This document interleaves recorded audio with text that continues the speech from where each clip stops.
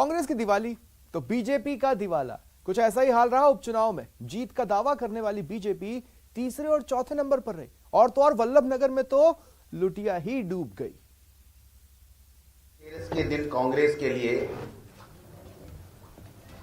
प्रदेश की जनता के आशीर्वाद से बहुत अच्छा धनतेरस हमारा आया है। कांग्रेस की बल्ले बल्ले।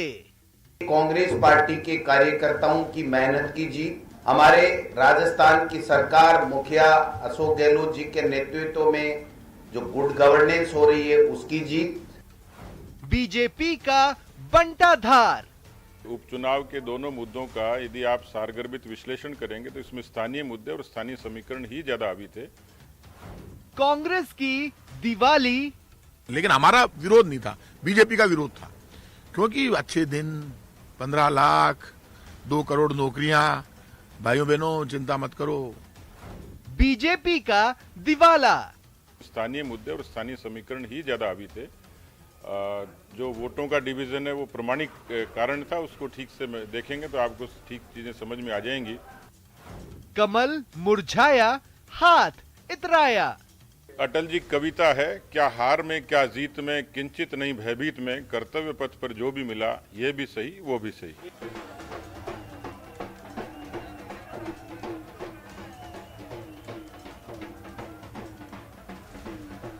दो का दंगल और कांग्रेस का मंगल ही मंगल, वहीं बीजेपी का अमंगल।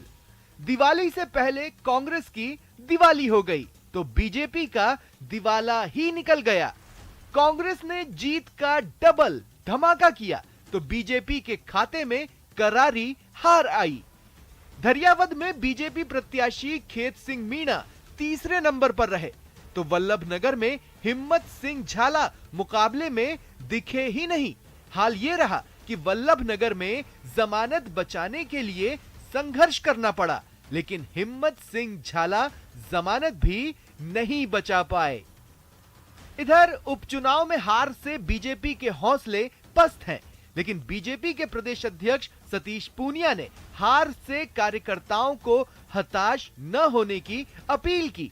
बीजेपी प्रदेश अध्यक्ष का कहना है कि बीजेपी हार से तनिक भी विचलित नहीं होगी और हार की समीक्षा के बाद आगे की रणनीति तय करेगी। पार्टी का अपना वोट डिवाइड वहां साफ तौर पर हो रहा है। जो आरएलपी के उम्मीदवार थे, जो जनता सेना के उम्मीदवार हैं, अल्टीमेटली जो वोट था वो पार्टी के है, वैचारिक वोट था।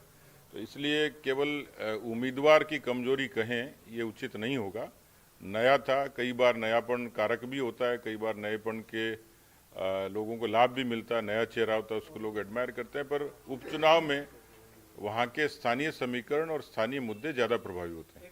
धरियावद और वल्लभ नगर की विधानसभा में भारतीय जनता पार्टी को पराजय मिली, मैं इसे स्वीकार करता हूँ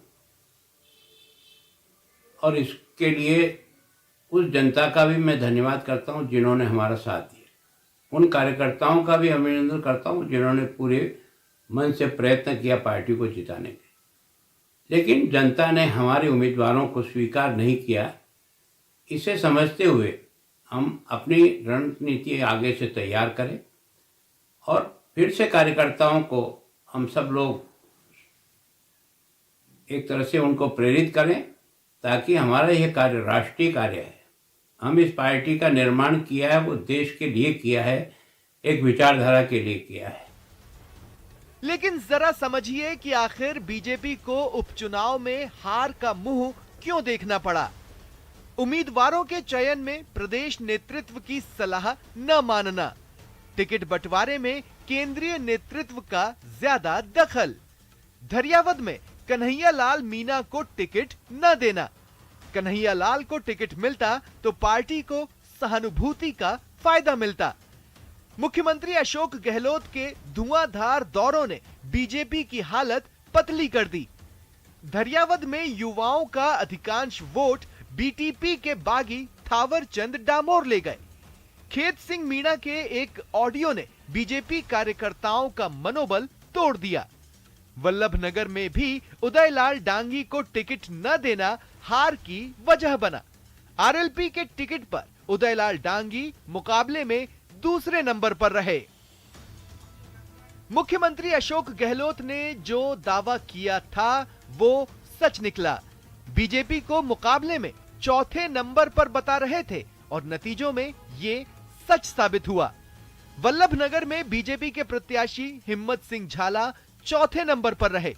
हालांकि उपचुनाव में हार से सतीश पूनिया की राजनीतिक सेहत पर फिलहाल कोई असर नहीं पड़ेगा, लेकिन वसुंधरा कैंप उन्हें घेरने का कोई मौका नहीं चूकेगा। पार्टी के आलाकमान तक असंतुष्ट धड़ा हार को लेकर संपर्क साधेगा। सतीश पूनिया को पहले से ही ऐसे नतीजों की आशंका थी। केंद्रीय नेतृत्व को उन्होंने पहले ही बता दिया था कि उम्मीदवारों के चयन में गलतियां हुई हैं। चुनाव में स्थानीय मुद्दे हावी रहे। महंगाई की मार का भी कहीं न कहीं जनता के दिलो दिमाग पर असर पड़ा है, जो नतीजों में बीजेपी पर भारी पड़ा। जयपुर से न्यूज़ 18 के लिए बाबूलाल धायल की रिपोर्ट।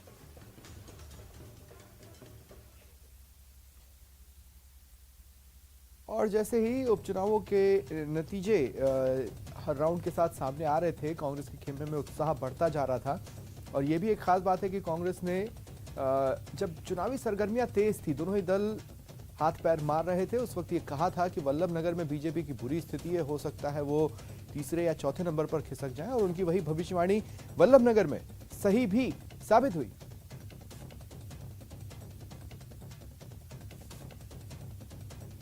और चलिए रुकते हैं एक ब्रेक के लिए।